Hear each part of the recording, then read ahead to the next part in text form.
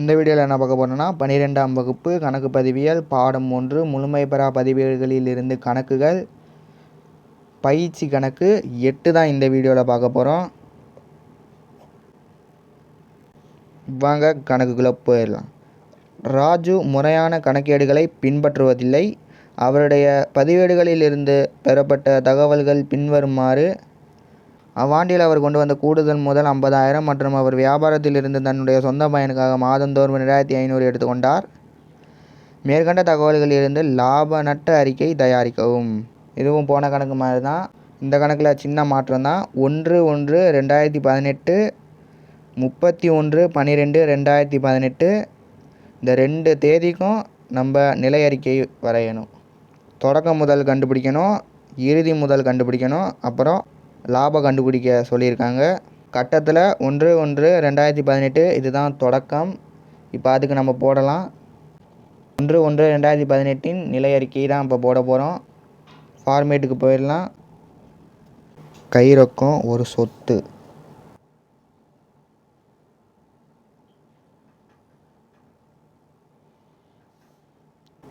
$80,000.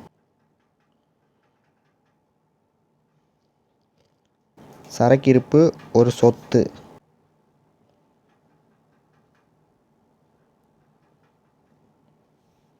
$1,80,000. கடனாளிகள் உங்கள் சொத்தை உங்களுக்கே தராங்க, அப்போ அது சொத்து.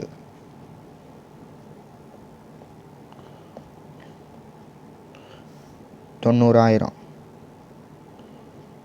பற்பல கடன் நீந்தோர்.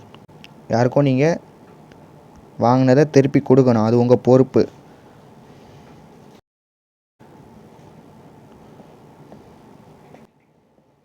$1,30,000. வங்கி கடன். வங்கியில் கடை வாங்கிட்டு நீங்கள் செலுத்த வேண்டியது உங்கள் பொறுப்பு.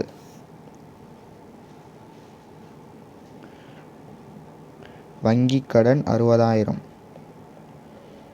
செலுத்தற்குரிய மாற்றுச்சீட்டு. நீங்கள் யாருக்கோ செலுத்தணும், அது உங்கள் பொறுப்பு.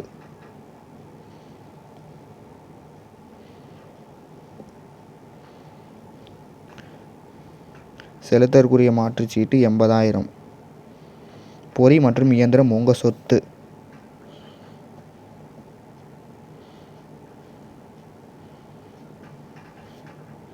பொறி இயந்திரம் $1,70,000. இப்போ இருப்பு கட்டிடலாம். இந்த சைடு கூட்டினா $5,20,000. இந்த சைடு கூட்டினா $2,70,000. இப்போ இந்த பக்கம் அதிகமாக இருக்குது, $5,20,000.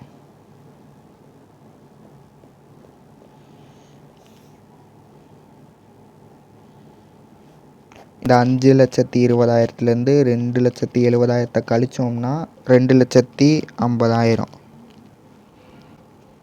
இந்த $2,50,000 தான் முதல். என்ன முதல்? தொடக்க முதல். இப்போ புக்கில் கேட்ட மாதிரி 1/1/2018 அன்று நிலை அறிக்கை கண்டுபிடிச்சாச்சு. இப்போ 31/12/2018 நிலை அறிக்கை கண்டுபிடிக்கணும். 31/12/2018 நிலை அறிக்கை அதே ஃபார்மேட்டு தான். கை ரொக்கம் 31/12/2018 $90,000. கை ரொக்கம் ஒரு சொத்து. கை ரொக்கம் $90,000. சரக்கிருப்பு ஒரு சொத்து.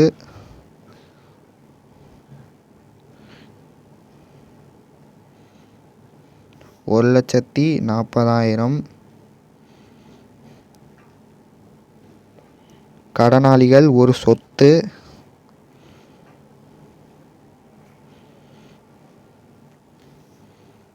$2,00,000. பற்பல கடை நீந்தோர். கடை வாங்கினவன்ட்ட திருப்பி கொடுக்கறது உங்கள் பொறுப்பு. பொறுப்புகள் பக்கம்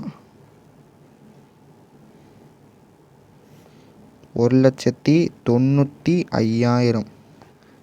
வங்கி கடன் வாங்கி வங்கிக்கு செலுத்த வேண்டியது உங்கள் பொறுப்பு.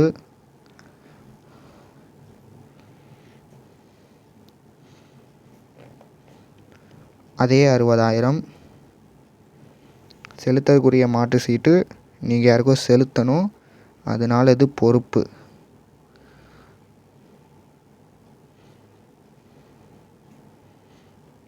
செலுத்தக்கூடிய மாற்று சீட்டு 45,000.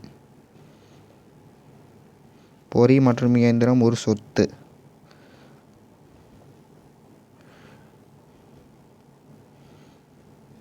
அதே 1,70,000. இப்போ அதே மாதிரி இந்த பக்கம் கூட்டினா 6 லட்சம், இங்கிட்டு கூட்டினோம்னா 3 லட்சம். அப்போ அந்த பக்கம் தான் அதிகமாக இருக்குது. 6 லட்சம். இந்த 6 லட்சத்துலேருந்து 3 லட்சத்தை கழிச்சோம்னா 3 லட்சம்.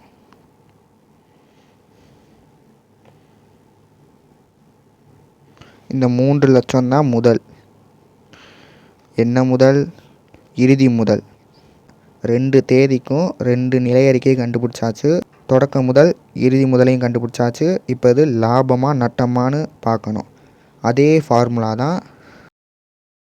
இப்போ இறுதி முதல் என்ன? கண்டுபிடிச்ச இறுதி முதல் 3 லட்சம் ப்ளஸ் எடுப்பு புக்கிலேயே இருக்கும். வியாபாரத்திலிருந்து தன்னுடைய சொந்த பயனுக்காக மாதந்தோறும் 2,500 எடுத்துக்கொண்டார். மாதந்தோறும் எடுத்துக்கொண்டார். அப்போ ஒரு வருஷத்தில் எவ்வளோ இருக்கும்? ஒரு வருஷம்னா 12 மாதம். 12 இன்ட்டு 2,500 30,000 மைனஸ் கூடுதல் முதல் புக்கிலே இருக்கும். அவ்வாண்டில் அவர் கொண்டு வந்த கூடுதல் முதல் 50,000 மைனஸ் தொடக்க முதல். நம்ம கண்டுபிடிச்ச ஆன்சரு 2,50,000. இப்போ அதை ஷார்ட்டாகவே கண்டுபிடிக்கணும்னா 3 லட்சம் ப்ளஸ் 30,000. 3,30,000. அந்த 3,30,000லேருந்து மைனஸ் 50,000 கழிச்சோம்னா 2,80,000. அந்த 2,80,000லேருந்து மைனஸ் 2,50,000 கழிச்சோம்னா 30,000. அப்போ ஆன்சர் நீங்கள் ஷார்ட்டாகவே கண்டுபிடிக்கணும்னா இந்த மாதிரி போடலாம். இப்போ விடை 30,000. இதுதான் இந்த ஆண்டுக்குரிய லாபம். இதோட இந்த வீடியோ முடிஞ்சு. இந்த வீடியோ பிடிச்சிருந்தா லைக் பண்ணுங்கள், கமெண்ட் பண்ணுங்கள், சப்ஸ்கிரைப் பண்ணி இணைந்திருங்க. தேங்க்ஸ் ஃபார் வாட்சிங்.